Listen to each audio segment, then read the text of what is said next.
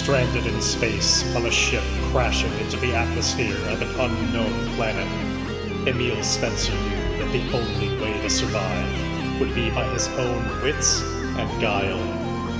He vowed that somehow he would find and slay the titanic cosmic beast that put him in this predicament, VY-572. With every installment, we follow Emil's explorations and discoveries on this journey of revenge against all odds. I'm Midnight Jester, and this is the Left Behind Starforge series. Last session was the big climactic battle between Emil and all the people on the Beowulf and the blockade. I mean, technically it was less a battle and more Emil and the Beowulf just trying to get past the blockade, but there were a lot of hot weapons and way too many twists and turns and specifics in that battle went over for me to functionally remember all of them in the exact order right now, but it was a very detailed battle. It took the entire session.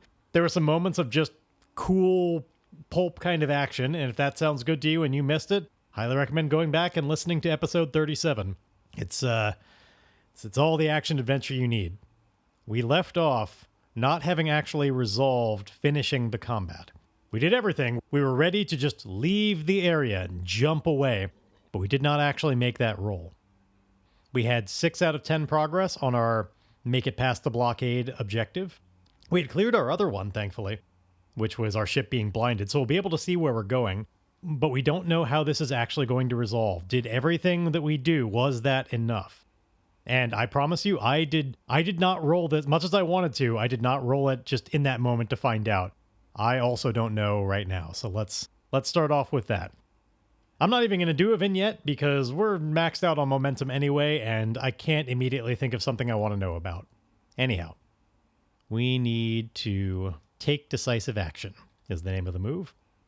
We described it last time. This is just the moment where indeed Emil and all of the Beowulf had finally burned off all of the goo that was making them blind in this moment. They didn't have any more borders or anything. They had gotten all of their stuff back online, ready to calculate coordinates. They had kind of held off everybody at bay, which, side note, part of the reason why they are still alive right now is because the blockade actually wanted them for questioning. They were only hitting them so hard because they didn't want to overdo it and accidentally kill the ship. The main objective was just to capture them.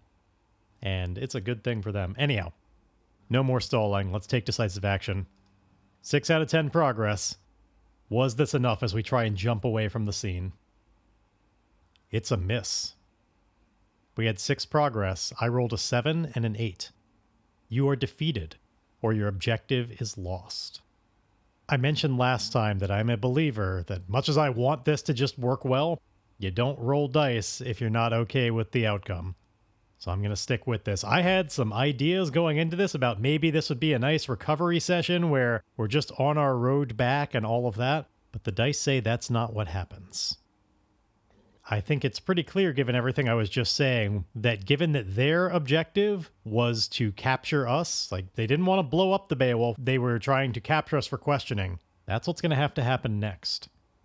Or maybe, importantly, we just don't make it past the blockade. We're not, what this tells me, I don't think we're immediately captured. I'm not going to jump that far in the fiction. But as the Beowulf is trying to, fully get the calculations done, get ready to jump, there's just not enough time. They didn't have enough of a lead on everybody else before the rest of the blockade indeed gets them ensnared and surrounded again. Let's figure out specifically, how do they make it so that they can't just jump away? Is it there's somebody in the way and it interferes with the jump? Is it that additional reinforcements come or something? How about we do a classic? Let's get them caught in a tractor beam. First off, let me delete this progress track. I guess it's completed in a sense, but in the bad sense. We do have to pay the price.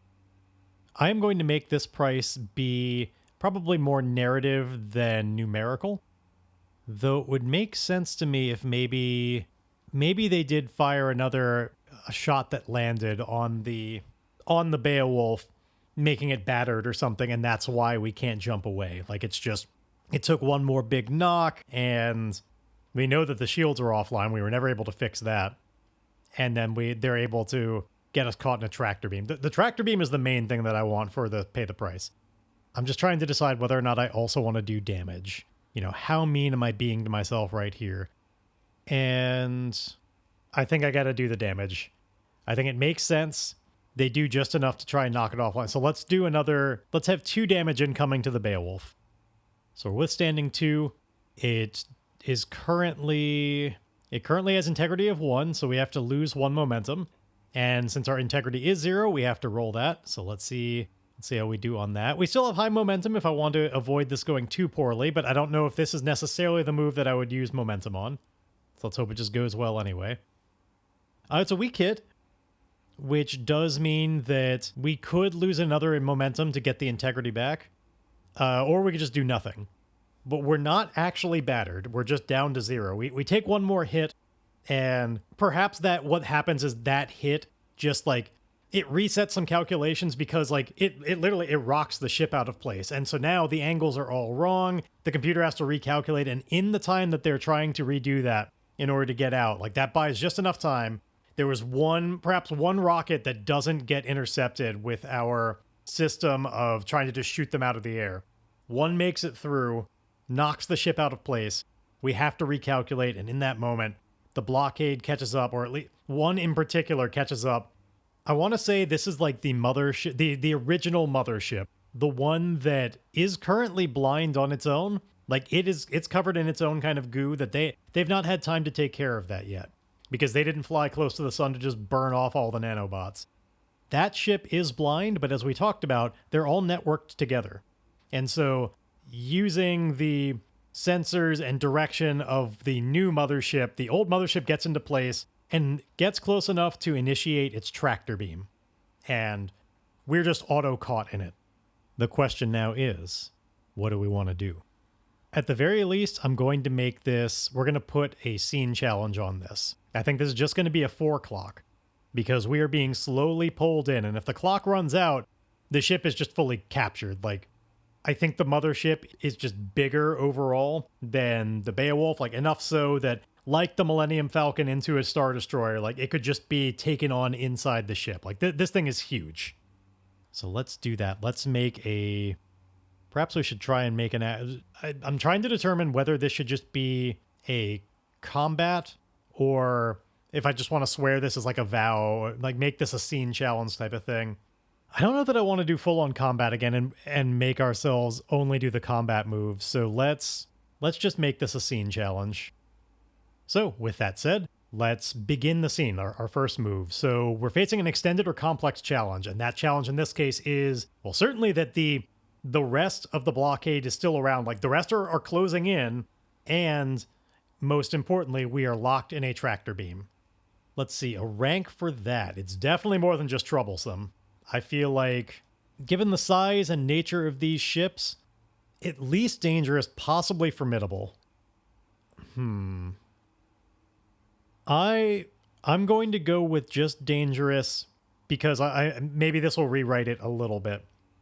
The most important thing is that I still don't want this to necessarily take up too much time, and that's the main, if I'm being honest, that's the main reason I'm going with dangerous. But I think that we can safely say that maybe, you know, we did do some amount of damage on the other ships, like we were shooting at them and stuff.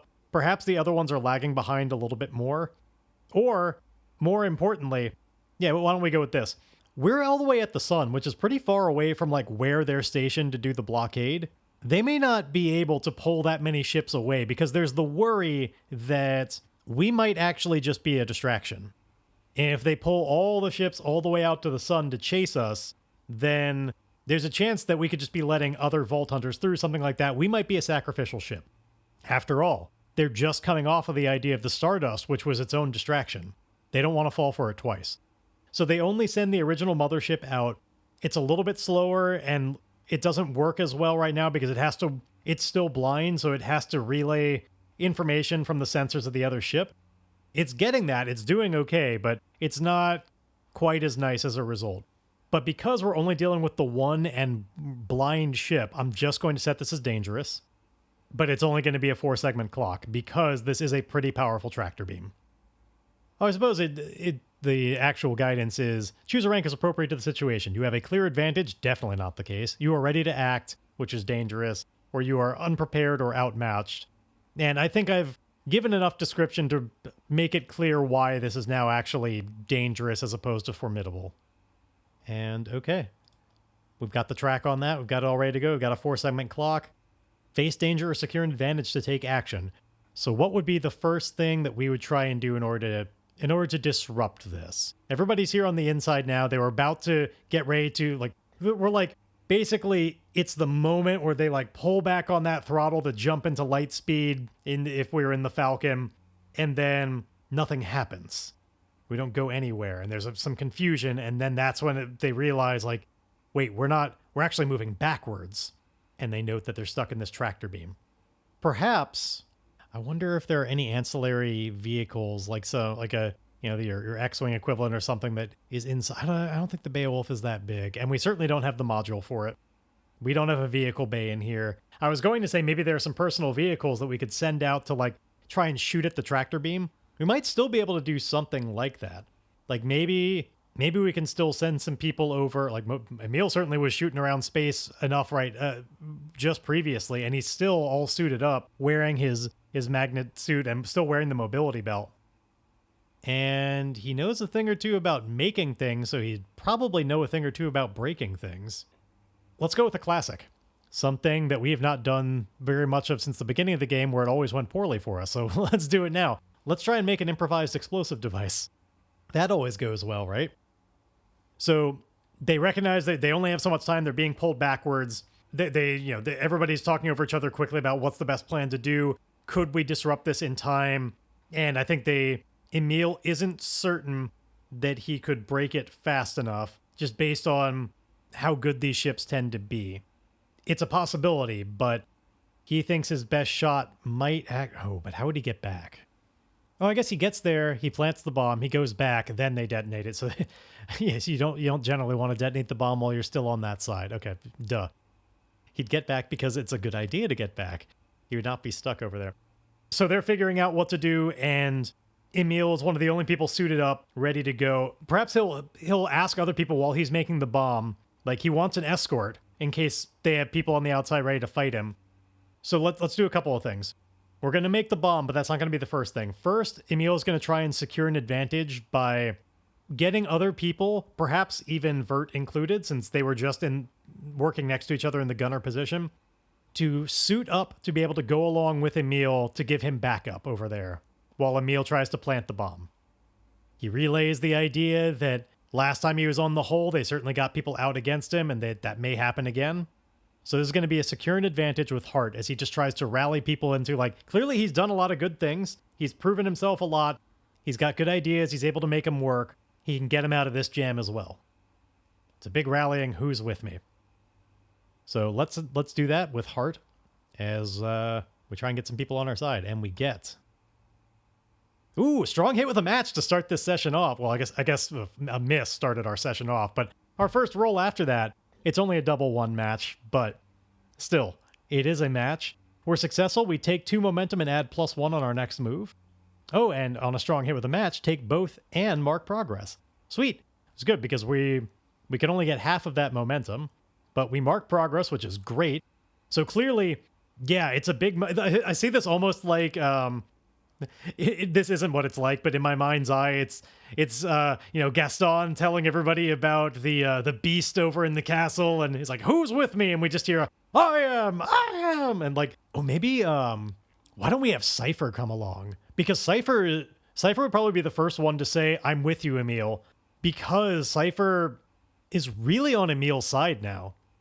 Really believes in the Emil cause, and the fact that the XO is going. That's the thing that really kicks some ass into gear and to be like, oh shit, well, if the XO is going, we're not going to be showed up by that. Obviously, Tycoon is going to stick around. He's a little too old. It's dangerous out there.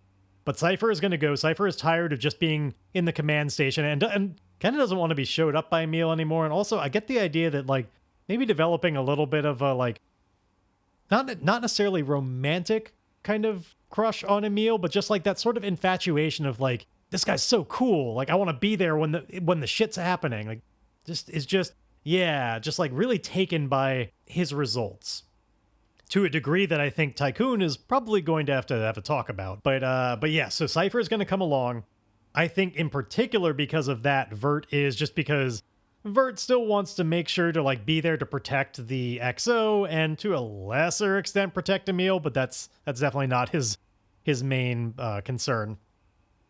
Let's just keep things simple. Maybe there's like, because this is a full-on match, a couple of other like unnamed, just mookie people that come along. We got a nice full like a party that's going over there. So they all start suiting up while Emil is going to get started on the bomb. They're going to get ready. Let's see. I'm going to ask the Oracle, does this ship have suits? I guess I could do this as a check your gear move, because that's basically what we're doing. With our 2 supply, does this ship have just like rocket suits, like something that's like meant for mobility? Like Emil's situation is more ad hoc and it could break at any moment. They might have things that are more made for this. So check our gear. This is going to be for these suits collectively. We're going to roll our supply and see. This is not, since this is not on like a timer, like this won't be a scene challenge move. There's no way this is going to move the clock up. It's just answering the question. And we get, okay, a weak hit. I could burn that for a strong hit. I don't think I care that much. So on a weak hit, you have it, but you must choose one. Either our supply is diminished, or it's not quite right and causes a complication or delay. No, I'm going to sacrifice the resources. It's just, after we lost all that oil and everything, and we're running low on supplies in general, which I actually kind of like that narratively. For this journey, I really want us to be kind of running on fumes. So I'm kind of happy. But they do have the suits. They all start getting suited up. Emil now needs to work on the bomb, or else this is not going to work. So we're certainly going to be making use of our scavenger move to cobble together an ad hoc tool, device, or weapon. I suppose if I didn't want it to be ad hoc, I could just try and make a real one. I wouldn't get my scavenger benefit, but I would still get gearhead for crafting equipment or technology. I would just not... The main difference is it wouldn't be able to break, but I wouldn't get the +1 when using it. And honestly, our momentum is high enough right now. I think I'd rather not have any... Well, but we only need it to work once, right? Like, what's the difference between an improvised... Like, if the whole point is the bomb is going to break. So actually, for that reason, I think that's why I probably shouldn't let it be ad hoc. We're going to do this as a full, just real, actual bomb, particularly because it needs to work well, right? Like, it needs to take out the whole tractor beam, ideally. So we're going to get our gearhead. I also do have a workshop, but neither of the things that I have are going to help us. I'm not repairing in the field. So it's going to be a wits move as I put together this relatively quick bomb, but still a bomb. I get to add +1 because of gearhead, and I get to add +1 because of the strong hit with a match that we had. I suppose technically that +1 should have been on my check my gear. I did not do that. It would have turned that into a strong hit. I'm going to keep going and say, like, that was just an outside move to answer a question. This will be the move that makes more sense that it should be helping me with. We're just going to roll ahead like that. Makes more sense to me anyway.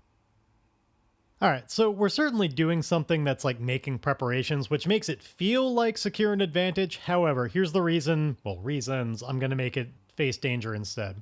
One, the bomb itself is just like, it's so crucial to the plan we have about overcoming this challenge that it feels like that's just important to actually advance. Like, it should be advancing our progress, actually having a bomb to make. That's number one. Number two, though, is this is not just a simple, small-scale explosive device like some of the others we've done in the past. This one's going to go off with a very big boom. I think just making it is pretty dangerous. That alone is risky. In fact, Emil is definitely going to be clearing out that whole like area of the ship that he's in case it goes wrong. And if it does, like, that could cause some major damage to the inside of this ship. So, let's see. Is there anything Emil would do? I don't know if he has time to set up like the ideal, like, what happens if it goes off sort of thing. I think it's just, if it goes off, he's in for a very bad time. But thankfully we have some very high momentum. In fact, we're maxed out. So the odds are good. We shouldn't get just utterly screwed by this. But let's find out. Face danger. This is going to be with wits. We're going to be able to add 2 to this for the reasons I said before. We have our gearhead helping us, and we have our previous secure and advantage helping us. So wits with a +2. Let's do it. Oh yeah, maxed it out. We once again actually technically got an 11, but you can only get as high as a 10. And that was enough to get us a strong hit despite a 9 on the challenge die. So we're successful and mark progress. We don't mark progress twice because this was not with a match, but Emil, he's putting this together. And, we're based on the fact that the clock hasn't advanced at all. He's relatively quick with it. He clearly finds and was aware of some of the things on board that were already like basically explosive devices ready to go. And it's more like getting I think he's more maybe like getting them just right, putting them all together, and like there may be some starship fuel involved. Stuff that he's just kind of like juicing, like getting them to be an even bigger explosion. He's refining things that already exist and getting them ready to be remote detonated is, I think, the main thing. And the most dangerous part was indeed getting the detonator in there and making sure that it didn't accidentally go off before he meant it to. And clearly the strong hit means that, it's all set to go. He's got this bomb. But they do have to go over and actually damage the tractor beam and get back and all of that. So he has it. I think he's going to give this to Vert. Just because Vert has the power armor and everything. That is, like, if Vert could make sure that this thing gets the least jostled of anybody, I think. Actually, well, I guess, is Vert wearing his power armor? If he's got to be wearing this mobility suit, and his suit it's not a full, like, exo suit or something. He can't just wear his armor instead. So he would have to be putting on, I guess he wouldn't have his power armor, so for the sake of it being the protagonist and everything, I guess it might as well be Emil who has it. So to keep this quick, Emil and all of them, they've got their suits, everybody's ready to go. They go out through the airlock and are just kind of almost like a squadron just flying in formation over there. Oh, what if they each had like a fake version of the bomb so it wasn't clear which one of them had the real thing? Do kind of a Harry Potter on that. But the mothership is blind right now. They can't act like, and they're going to be too small to show up on any scans or anything. They're certainly not going to be picked up by the other ships all the way over there, so they shouldn't have to do any of that kind of trickery. So we're just going to do the mobility. They're not going to set it up for anything. This is their spacewalk over there as they fly in formation. Emil using his mobility belt to be able to fly along with them. So this is going to be a face danger edge with a +1 as they make their way over there. All right, strong hit that I, again, don't have to use momentum on. And the challenge dice didn't even try on that one. That was a 2 and a 4. I could have done that with like any stat on anything. We're all good. So we're up to, it's kind of going like every time I bother making a scene clock. We're not filling in any segments and we're already up to 6. So clearly this is all happening very fast. It's a good plan. Emil and the crew, they get their way over onto there. I feel like there's really just a couple of major things to do left. They have to put the bomb into place well. Like, if we think through the challenges on this, the bomb has to be in the right place, but I don't think that's that hard. I think there's a pretty clear glowing, like, yep, that's the tractor beam. But they have to get back and they need to blow it, and then they should be able to get out, hopefully, before there's any opportunity for them to recover it anyway. Oh, you know what?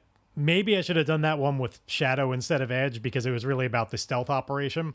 Perhaps that's this part. Let's do that. Because I think that's the real challenge, is they need to not be aware of the bomb before it goes off. So those are going to be, we're going to do a stealth move now. Then we're going to get back and then blow it, and hopefully we'll be able to go. So this is going to be a face danger with Shadow to get the bomb in place without it being noticed. Because that's really the important bit. It's not about placing it. It's about them not knowing it's there. Emil might have to do something that helps ensure that it's not detected, like as soon as it touches the hole, that there aren't just internal sensors that deal with it. Oh, actually, no, here's the real problem. The whole thing is covered in the nanobots that make them blind. Those might interfere with the bomb or like the signal, like maybe they need to be somehow cleared up of that area. Well, I guess it doesn't like shut down all computers or anything like that. It just messes with sensors, but still, there's still too much of a risk that it could mess with the bomb in the moment. Like, they don't want to... That sounds like a securing advantage. Let's make preparations before putting the bomb on there of, like, clearing a nice zone of the nanobots so that we get kind of like a dome over it so they can't get at it. So how would we best do that? Maybe it's just... there's not really a trick to it. It's just kind of, like, wiping away all the gray goo so that at least it takes them time to replicate enough to cover it back up. Like, it may not be perfect. There may be some nanobots left behind. Or maybe we know they can be burned away. So maybe somebody has like a torch or something like that. I feel like it would just involve tools that are not so out there that we need to make rolls to see if we have them. It's just, yeah, they've got like one of the other people around here has a torch. Maybe a few of them, and they're all working together to clear the area for Emil. As they're like, this has all been decided beforehand. Like they're in like radio silence right now because they don't want to give themselves away. So this is going to be, I feel like this is it's either an iron or a wits move because they're just like physically moving them away. But consider I talked about burning them away with a torch. I think this sounds more like iron than expertise, focus, or observation. So this is going to be an iron secure an advantage. Okay, and we get a strong hit even on our bad stat of iron. The game is being nice now. So yeah, we're successful. Take 2 momentum, which I can't even take. But we do get a +1 on the next move. So now they've cleared enough of a zone for Emil to just try and carefully put it into place and do some kind of techno wizardry to make sure that it's undetectable. Or at least he's going to try to. It's like placed in such a way that it will not be registered as, because I think none of them are touching the hole right now. They're all just like outside of it. They're floating next to the ship.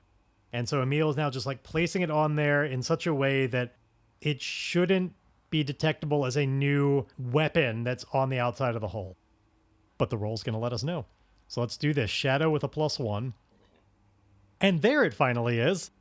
Miss with a double 10 match.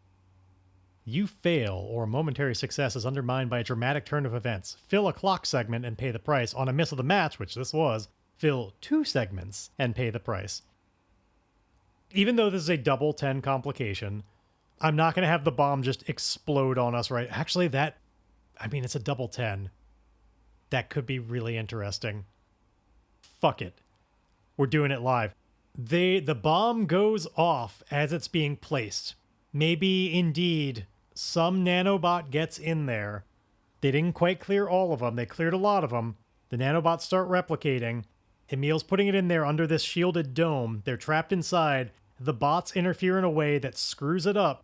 It gets a false positive on the remote trigger. The bomb goes off, exploding against all of them.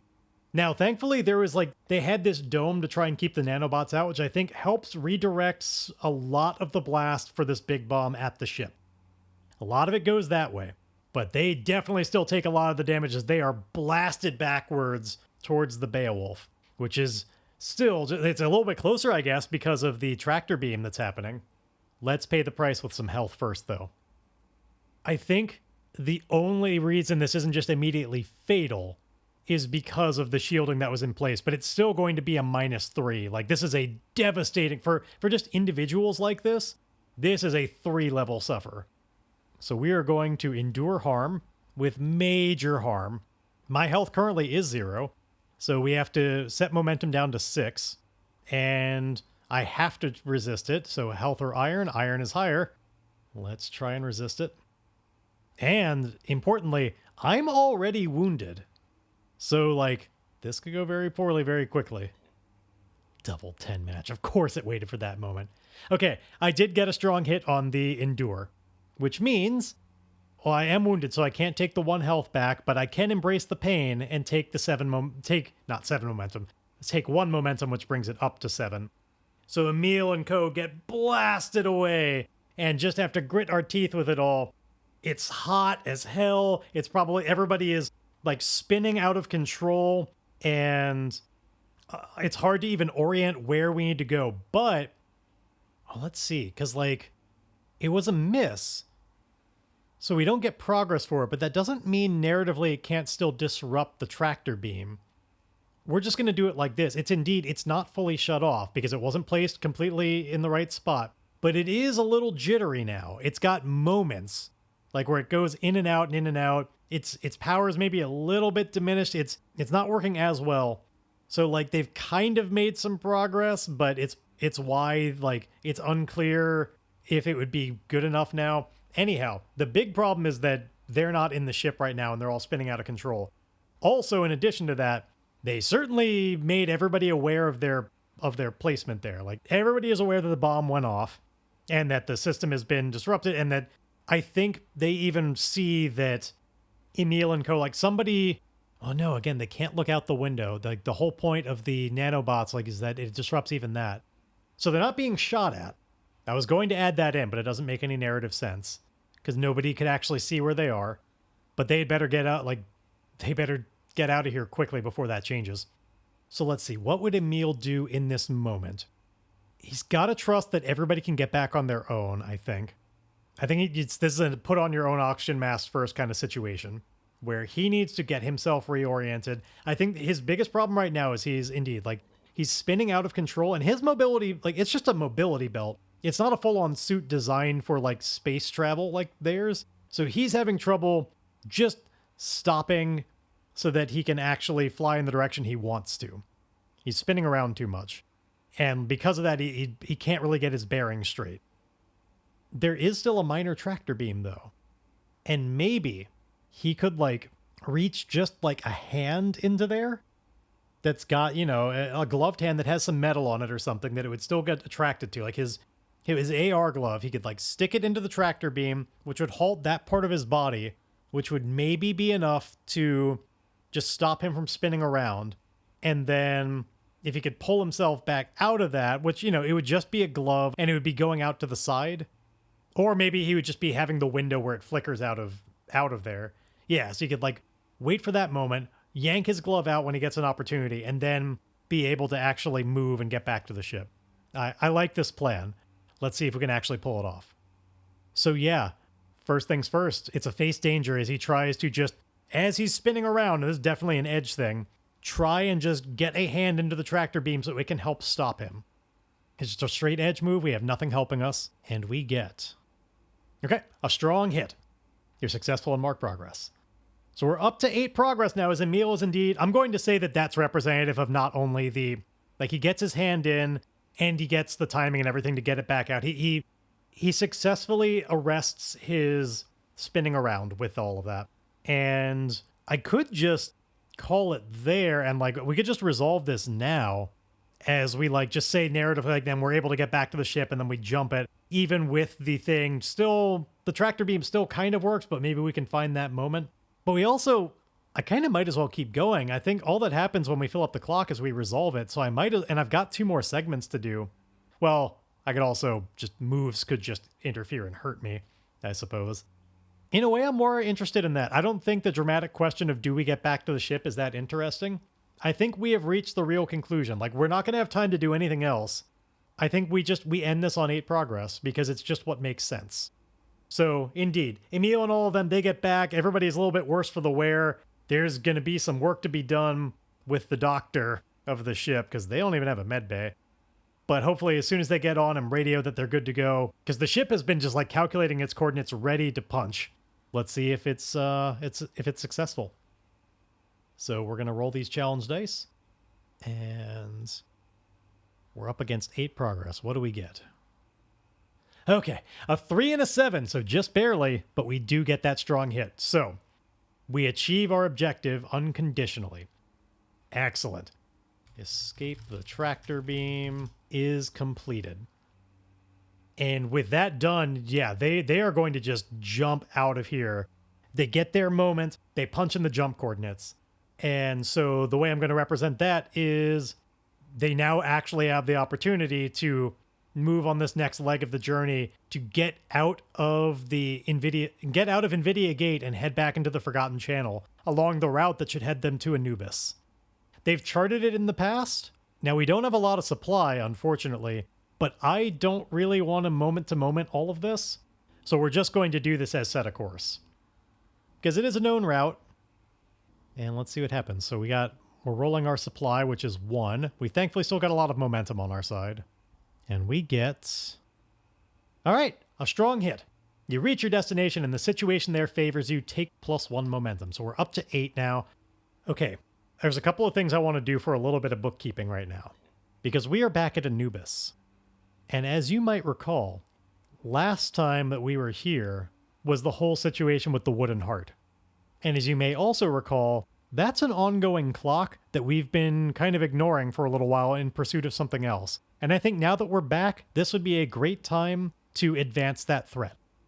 So this is, again, I'm poaching rules from the Ironsworn supplement Delve and putting them in here. Starforged has a different way to approach this. We could have had just like a campaign clock represent this, but I'm doing the Delve move. So this is a threat that we're going to advance. The way we do that is we roll a D100, because this is something we do when we give ground to a threat through inaction, failure, or delay. And we definitely had some delay on this, where we've not been paying attention to this situation at all. So inaction, really. So on D100, we get a 70, which says that the threat makes a dramatic and immediate move, or a major event reveals new complications. Mark menace twice. Now, the reason that I chose to do this now, which, by the way, this sets it up to 5 out of 10. And as a reminder, this clock represents the Wooden Heart having gotten enough of a, like, influence on this reality and, like, getting together the things it needs to be able to open a gateway to its home reality so its people can come across into this world. The planet of Sapphire. It is going to just bring Sapphire into this reality.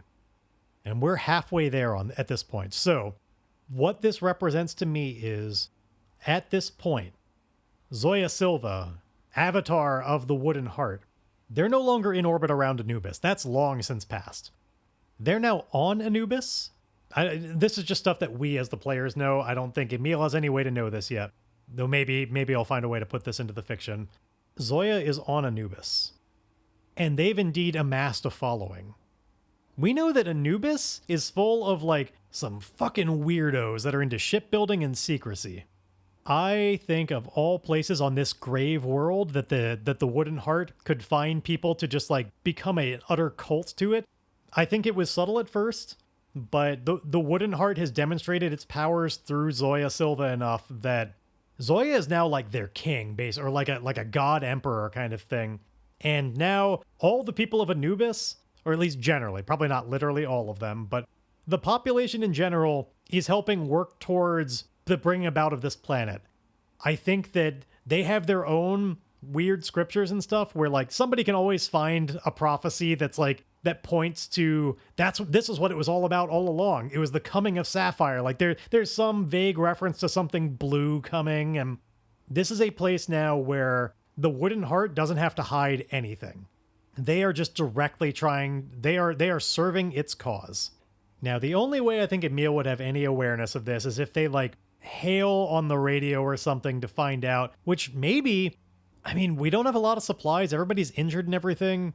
Maybe that's what's happening. Though, to be clear, I don't know if it's necessarily, like, we don't know how bad it would necessarily be for Sapphire to come into this reality. Though the whole point is it's a threat, so it's not going to be a good thing. It's explicitly not anything that the people of the Beowulf were willing to deal with right away.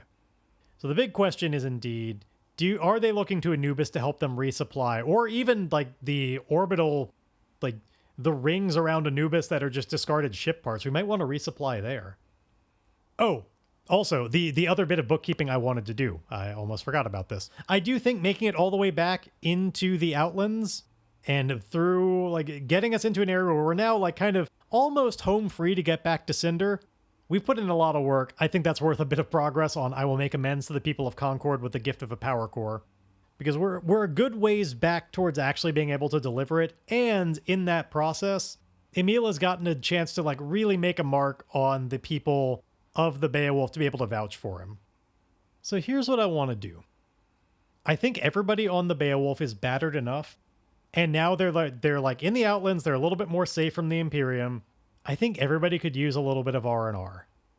So I do want them to actually stay in orbit around Anubis for a little while, where everybody can just rest for a little bit, heal up, relax, repair the ship, maybe salvage some things from the orbit, things that they might need before they do the rest of the journey all the way back to Cinder, because they know Cinder is not really going to be able to resupply them, and there's not a lot of great options along the way. Actually, that's not true. I suppose if we make it back to Hyperion, that would be an ideal place to resupply. Would it make more sense to do that instead of Anubis? Like, I like the idea of maybe being able to find out about the Wooden Heart, but knowing that knowing that Hyperion is the next place along the path, I think it makes more sense for them to do their R&R there, if I'm being honest. Let's do one more set of course to try and get out of here into Hyperion, where we can just rest there again, maybe catch up with some of the other personnel. And it would qualify better for a sojourn move anyway, because we'd be recovering inside of that additional community. All right, let's do this. So we're going to do another set of course as we just leave Anubis behind. Somewhere Emil is definitely worrisome, like knowing what was left here. He's been on the lookout trying to see any signs of the Wooden Heart or of Zoya and any of that, and doesn't see any. And then before he knows it, they're moving on. So we're going to roll our supply again. Okay, this is a weak hit. I don't think it's nearly worth it to me to burn all of this momentum in order to get a strong hit. I'd rather that... I really want the Sojourn to go well, so I'm going to save it for that. So we arrive, but either there's a complication on the way, or we suffer costs. I could do 1 -2 move or 2 -1 moves. I think I'm going to do... Let's see. As I said, I really want to save the momentum for the Sojourn, so I don't want to lose momentum, or at least not a lot of it. I think we're going to have... Emil's going to lose some spirit, and it's mostly because of his worries about, like, maybe there is some indication from Anubis before they leave, where they're like, you can see from orbit now this giant fucking temple that's been erected on Anubis. That's like, it's so massive, and they've made so much progress on it already, and it's just baffling how they've been able to do this so quickly. Like, there must be, like, something more is going on that allows them to have done this much. Like, they just haven't been gone that long. But there is this clear monument to the coming of the Wooden Heart, or the coming of Sapphire anyway. We see these just like huge towers sticking up in a way that are just like aligned to make, you know, that are just aligned in such a way to make, I don't know, some kind of important shape. Why don't we, why shy away from the classics? This is like a pentagram. We could totally have this be bringing like a full-on just like Lucifer into this world. I said in the past, the Wooden Heart isn't necessarily explicitly evil, and it still might not be, but let's still just use the scary iconography. We got just like an inverted pentagram of these like massive, almost radio tower looking things that are pointed and aligned. Like its construction is in process anyway. They're probably not complete, but they are working on this device that is going to help bring about Sapphire. Okay, and we are only at 5 out of 10, so I guess maybe it's not as astounding just how complete they are, but there are definitely these huge structures in progress that you can see from orbit.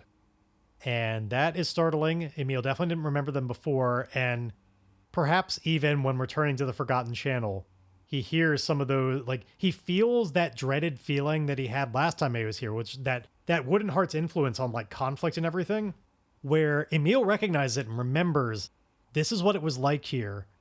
It's a reminder that the heart has not been stopped. And so he loses a spirit as a result of that. And then I'm also going to have us just as a ship lose 1 more supply, because in order to get there, we lost so much fuel. We had to just run through everything. We were just coasting in on fumes to get to Hyperion. But as a result, that means we are back in the Hidden Breach, the original sector that we started in, that has a grand total of Hyperion and Cinder. Well, Concord on Cinder, basically, but we've made it here. The place that is designed to help, like, their whole economy is based on repairing ships and stuff. So let's finally do this sojourn. As we pull into the stage, like, we have no problem getting clearance to do it, especially when Emil says that he's here. Like, he helped them out tremendously last time. He got Laztec out of their hair. In fact, that's the main update that we see, is like, Laztec is gone now. They had to just take their loss and move on to the next cause, but now it's just the people of Hyperion. And so Emil is welcomed as practical. Well, I guess maybe the Sojourn move will dictate this, but Emil is at least welcomed as like a hero, and everybody else who's with Emil is like, it starts off nice. And then we'll see, based on the Sojourn move, like if it's actually good times or not. Let's make it now. So we get to roll Heart, as we're going to spend some time here recovering before we make the last little leg to Cinder. Okay. I have a weak hit, and sadly one of the dice was a 10, so I can't actually use momentum to help it. But that does mean it is safe refuge, but time is short or resources are strained. You and your allies may each make 1 recover move, with no more than 3 moves total among the group. Instead of rolling, assume an automatic strong hit for all of them. An individual move can be taken more than once, but in my case I'm the only person, so that's not going to happen. Well, okay, well, this is where it gets a little bit weird. I'm going to consider, like, Emil does kind of have a party here. They would be working to resupply the ship. because narratively that just makes sense. But Emil is still going to get to do something for himself. Actually, yeah, it's supply or... Yeah, I guess they'd choose supply over repair because they're about to be at the secret base where they'll have all the time in the world to repair and wait. They just need to be able to get there. So they would choose a resupply. It's an automatic strong hit, which means since we are unprepared, we get to clear that, and we take 1 supply. So they get just enough. They apparently can't stay here long. Probably it's less because it's not that it's unsafe or that they're kicking us out or anything. It's just that still the whole point is, like, Tycoon doesn't want to take very long doing this. Like, Emil needs to make good on what he said. And I think Tycoon especially recognizes that Emil could get lost in Hyperion. If he were looking to escape, especially in a community like this that really has his back, if they let Emil around just off on his own for too long, Emil might decide like, oh, fuck y'all, I'm safe now. I don't need you. And he doesn't want there to be an opportunity for that to happen. So they're not on Hyperion very long. But in that time, in fact, it may even only be like the better part of a day or something like that. But in that time, Emil is definitely going to focus on healing. Particularly, he got conked on the head by Vert's boots. He also got, importantly, he was in that big explosion recently. He needs to not be wounded anymore. That's kind of a big problem. So he's going to find a doctor on Hyperion who is, like, they've definitely got med bays and stuff there. I want to say that there is, like, a piece of shrapnel that's, like, just jammed into Emil's head. Well, we can't have it have torn through his suit. Couldn't be anything like that. Well, maybe, and it just didn't. It also sealed the gap or something. Like, I don't know. He's got a big head wound that's being stitched up, and maybe there's even things from before that got embedded when the boots fell on his head, just like a piece that broke off in there. And so this guy has got like forceps and he's trying to take it out and stitch Emil back up. Get him all in ship shape once again. Give him some nice numbing agents. So we have the equivalent of a strong hit on heal, which means the care is helpful. But I am wounded, so I clear that, and then I get 2 health instead of 3. All right. So I'm back to a health of 2, spirit of 1, supply of 1, and still a nice, really high momentum. Which is part of why I'm moving this along quite a bit, because we're finally actually going to get back to Cinder and resolve this vow. Like, I'm nearly certain. At this point, I don't see what's going to stop us. So yeah, it's just before Emil really has a chance to catch up and find out, like he wants to see what happened with Grudge. Like, is Grudge okay? Did she ever get caught up with by God, what was his name? The guy who took over as captain of that other ship that was like, I'll keep an eye on her. I can't immediately locate his name, but I know that was... He wants to find out, like, did they catch up? Is Grudge doing okay? And just, like, have a drink and all that, but no. There's no time. Tycoon gets them back on board and insists, like, Emil, you have come a long way in order to set things right. This is not the time to get distracted with a situation that is designed to sing your praises. You must get forgiveness, and so we must be going. The Vault Hunters will reconvene, and we must finally find out your fate. And I think in this moment, Emil would be, like, on the way out, before they actually get there, he'd be taking this opportunity to, like, try and convince people to have his back. Importantly, like, he knows that Cypher is a big fan. Cypher's been around a lot. He'd be doing a few things during this time that are not all necessarily going to be roles. This first one is, though. I'm going to try and make a compel move, which is, as they're leaving and everything, and Emil is starting to get a little bit nervous about this last leg of the journey where he's about to actually see Valkyrie again. And he knows that this could be a death sentence. That's certainly what it was when he left.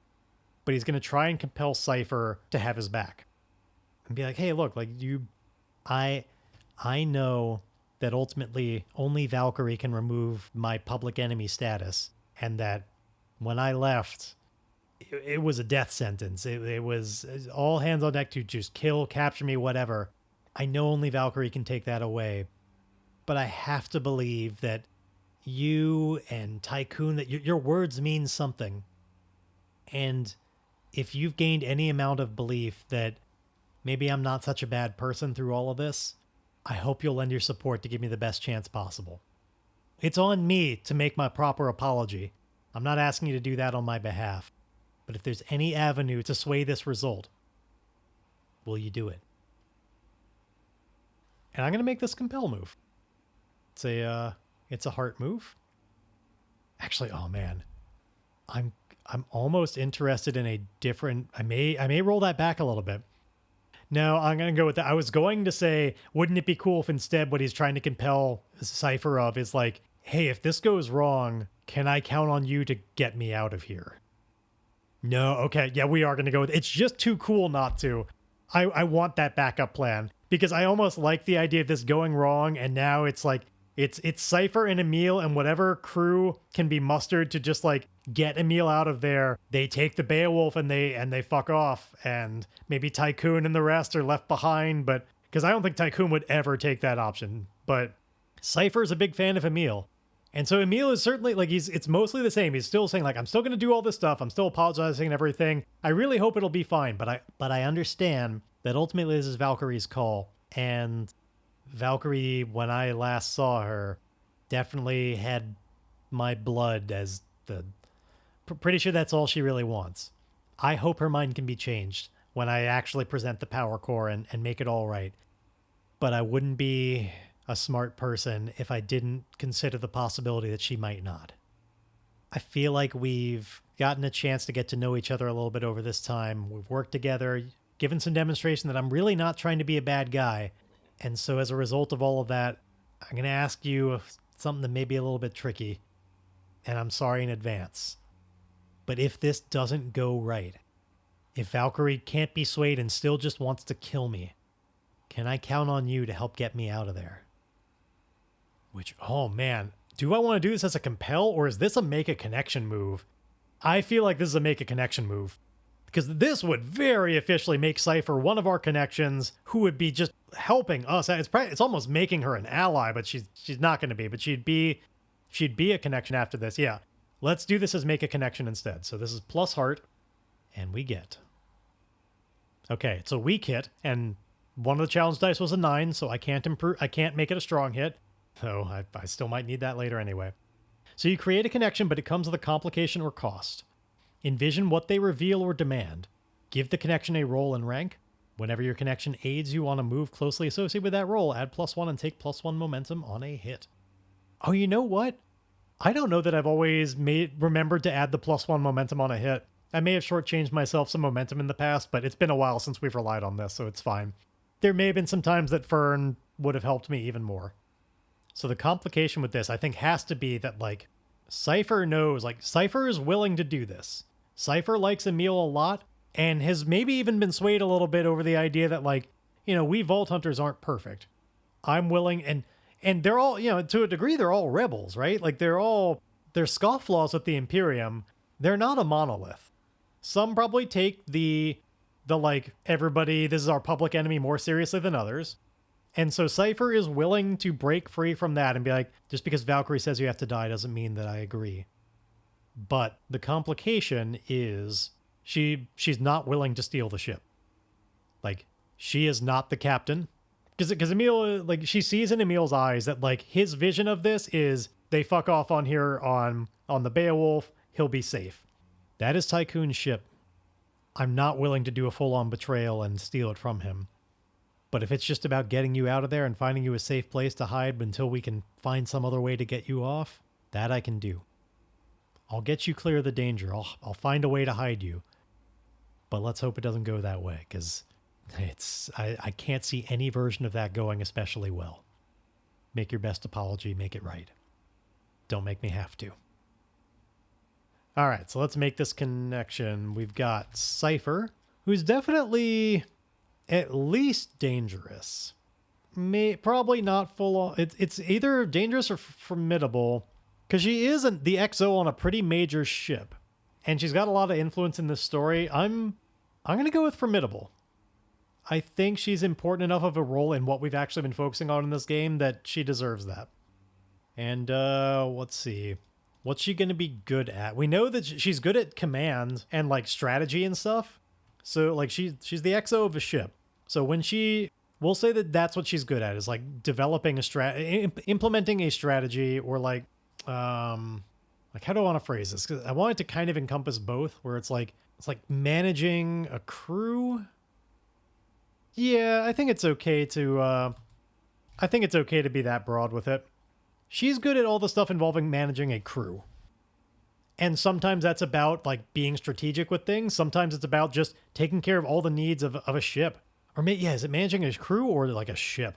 No, I'll keep it at, I'll leave it at managing a crew.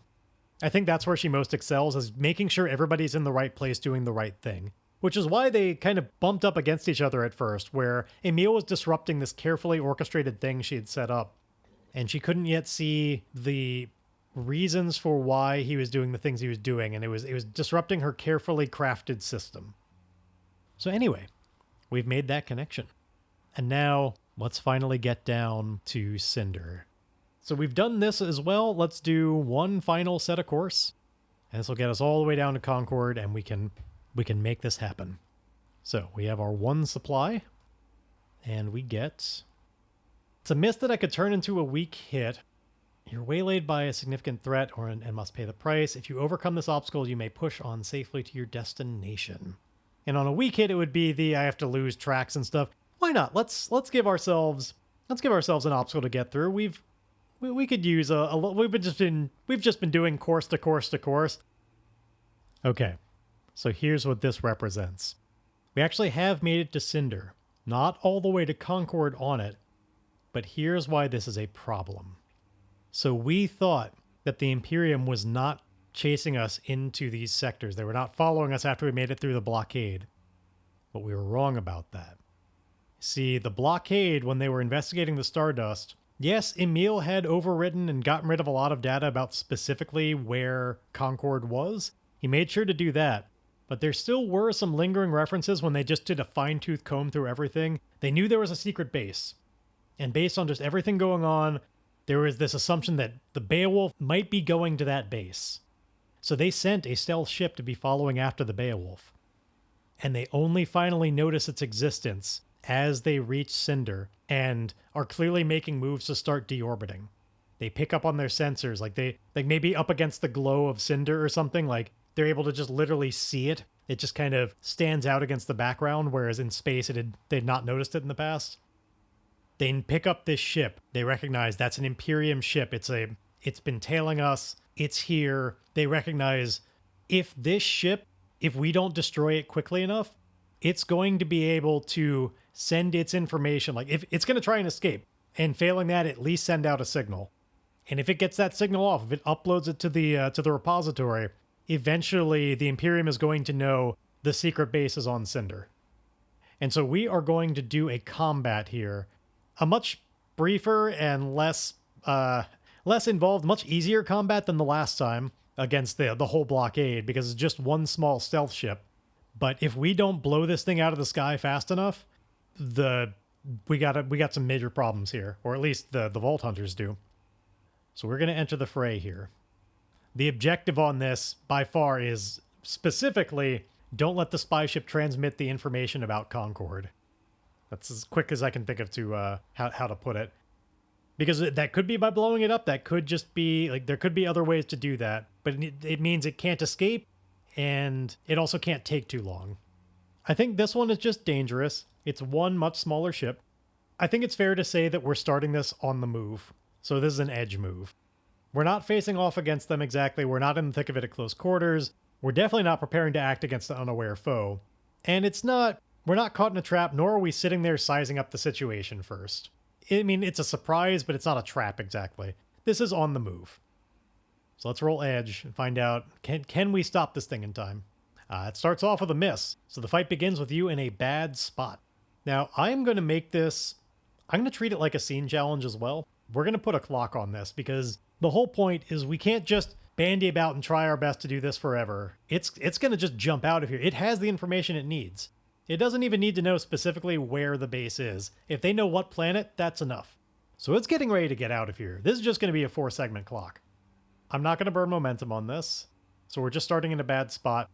And I think we'd be starting that with, we're just going to do a clash. We're at a distance, so this is an edge move.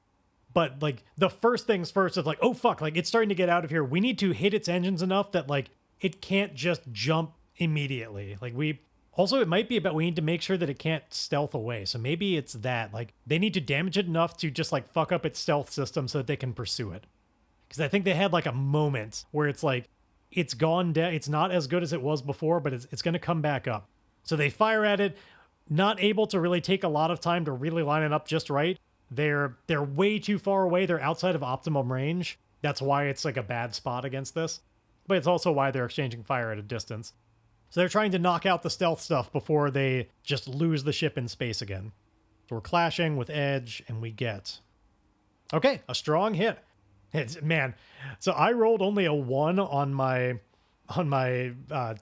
action die, but the challenge dice were a 1 and a 2. So everything came along to play on that one. So we mark progress twice. You overwhelm your foe and are in control. Excellent. So that gives us 4 progress already, as indeed we're able to knock out the stealth systems, and we don't add to the clock on this. Also, should I have been getting help from the heavy cannons? No, that's only on a strike. So we're in control now, and I think this is indeed, like, we are just gung-ho on this ship needs to be blasted out of the sky as quickly as possible. Like, there's not a lot of nuance to this combat. It's just we are zooming towards it to get in better range. We're in. It's a little better now, which is what's allowing us to strike. This thing is trying to take off as quickly as it can, trying to avoid our fire to allow it to just be able to withstand until that. It's a very simple combat. It's just stop this motherfucker.